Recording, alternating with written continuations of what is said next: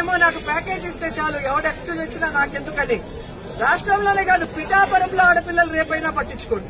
పిఠాపురంలో ఎస్సీల్ని గ్రామ బహిష్కరణ చేస్తే పట్టించుకోడు. సుగాలి కేసు అన్నారు, ఏమైందో తెలియదు. 30,000 మంది మాయమయ్యారన్నారు. మరి ఆ రోజు ఇంటెలిజెన్స్ వ్యవస్థ నీకు చెప్తే, ఈ రోజు కూటమి ప్రభుత్వంలో ఉన్న నీకు ఇంటెలిజెన్స్ చెప్పదా 30,000 మంది ఎక్కడున్నారు? చంద్రబాబు నాయుడు ఎదురుగా నించొని ప్రజలకి వెన్నుపోటు పొడిచిన కట్టప్ప అయితే, సైడ్ నుంచి పొడిచిన కన్నింగ్ కట్టప్పలు పవన్ కళ్యాణ్ అండ్ లోకేష్ కూడా ఈ సందర్భంగా తెలియజేసుకుంటున్నాను. వచ్చేది బాబే, ఇచ్చేది బాబే. ఏమొచ్చిందయ్యా?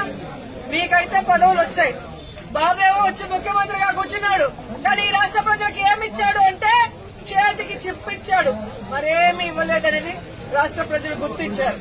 143 హామీలు ఇచ్చాడు. 143 హామీల్లో విజయరుద్దే విస్తరాకులు కట్టుంది, అనుభవం ఉందని చెప్పుకునే చంద్రబాబు నాయుడు మొదటి 6 అయినా చేశాడా అని నేను అడుగుతున్నాను. ఈరోజు చూస్తే చంద్రబాబు నాయుడు ఏరు దాటక ముందు ఏటి మల్లన్న, ఏరు దాటాక బోడి మల్లన్న చందంగా పరిపాలించిన విధానం మనకు తెలుసు. కానీ ఈ రాష్ట్ర ప్రజలు ఎలా నమ్మి మోసపోయారు, అలాగే ఈవీఎంలతో వీళ్ళు ఎలా మ్యానిపులేట్ చేసి ఈ రోజు 60,000, 90,000 అంటూ అసలు ప్రజలు ఓట్లేని నాయకులంతా గాల్లో గెలిచిపోయిన గాలిగాళ్లే ఎక్కువగా ఉన్నారు ఈ రాష్ట్రంలో.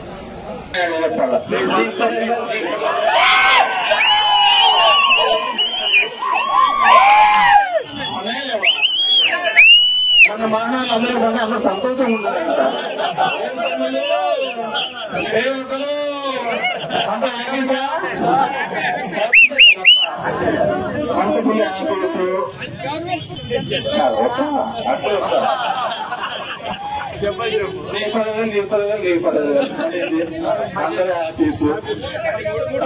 వాహనట్టున్నాడో లేకపోయినారు. మా నాయకులందరినీ పక్కన పెట్టి మిమ్మల్ని ముక్కు పెట్టుకుంటే వారేదో రావాలని బూతులెక్కలు ఇచ్చారు. మీరొక్క తప్ప చేప చూపేసి ఏమంతా అయిపోలే చెప్పు.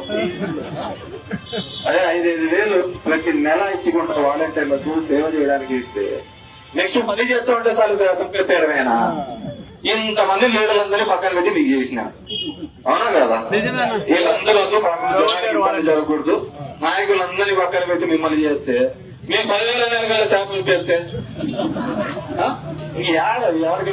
ఉస్తాద్ భగత్ సింగ్ అంట, హరిహర వీరమల్లు అంట, ఓజీ అంట. ఆ గొడవలో ఉన్నాడే స్వామి, ఆ గొడవలో ఉన్నాడు ఆయన. పాపం ఆయన నమ్ముకుని ఓట్లు వేసిన వాళ్ళు, నాయనా ఆయన నమ్ముకుని చంద్రబాబు ఓట్లు వేసిన వాళ్ళు ఇవాళ ఏమనుకుంటున్నారో నేను చెప్పకూడదు, సమయం చెప్పి చెబుతా.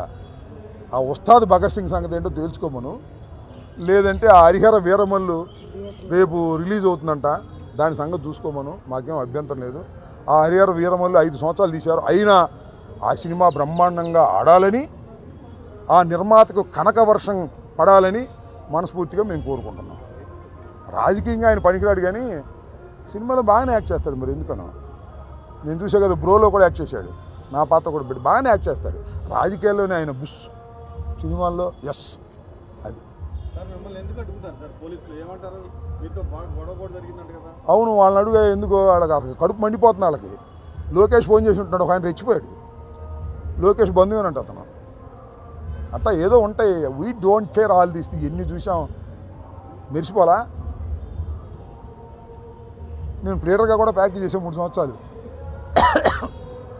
ఎన్ని చూసాం, ఇలాంటి వాటికి భయపడతానా? ఏ స్వామి జైల్లో వేస్తానంటేనే భయపడలే మనం. ఈ లోకేష్ చుట్టమైన సిఐ గారు, ఎస్ఐ గారు బెదిరితాను నేను, బెదిరేవాడినా నేను. అట్ట 70 సంవత్సరాలు ఎన్నాళ్ళు బతుకుతాం? 10 నెలలు బతుకుతాం, వీరుడిగా బతుకుతాం, లొంగి బతకం, బతికినాడు బతకం, నమ్ముకున్న సిద్ధాంతం కోసం బతుకుతాం, నమ్ముకున్న జగన్మోహన్ రెడ్డి వెంట నడుస్తాం. అప్పుడు రాజశేఖర రెడ్డి వెంట నడిచాం, ఇప్పుడు జగన్మోహన్ రెడ్డి వెంట నడుస్తాం. ఇలాంటి ఉడత ఊపులకి ఈ చంద్రబాబు చెంచా పోలీసులు కొంతమంది ఉన్నారు, వాళ్ళకి లోకేష్ బంధువులకి భయపడే వ్యక్తులం కాదనే విషయాన్ని తెలుసుకోకపోతే ఇంకా తెలుసు. పవన్ కళ్యాణ్ ఉన్నాడు, అతనైతే గిన్నిస్ బుక్ లోకి ఇస్తాము. ఇది ఒక పండగలాగా, పల్లెటూళ్ళలో పండగలాగా వర్క్. కానీ ఎక్కడ కూడా ఆ మొదలైన పనులు సగం కూడా అవ్వలేదు. ఇవాళ ఏ పథకం మీరు అడిగినా ఖజానా ఖాళీగా ఉంది, డబ్బులు లేవు అని చెప్పి పేదలుపులు అరిచేటువంటి చంద్రబాబు నాయుడు, పవన్ కళ్యాణ్, అట్లాగే నారా లోకేష్ నాయుడు, వీళ్ళు మాత్రం ముగ్గురు హెలికాప్టర్లో తిరుగుతారు, ముగ్గురు ప్రత్యేక విమానాల్లో తిరుగుతారు. లోకేష్ గారు భార్య పిల్లలను చుట్టాకి జనం సొమ్ముతో విమానం వేసుకెళ్తారు. చంద్రబాబు నాయుడు గారు వాళ్ళ ఇంటికి వెళ్ళి కొత్త ఇల్లు చూసుకుందామని చెప్పని హైదరాబాద్ వెళ్తాకి గన్నవరం కారులో రాడు. ఇంటికాయ నుంచి సచివాలయానికి హెలికాప్టర్, సచివాలయం నుంచి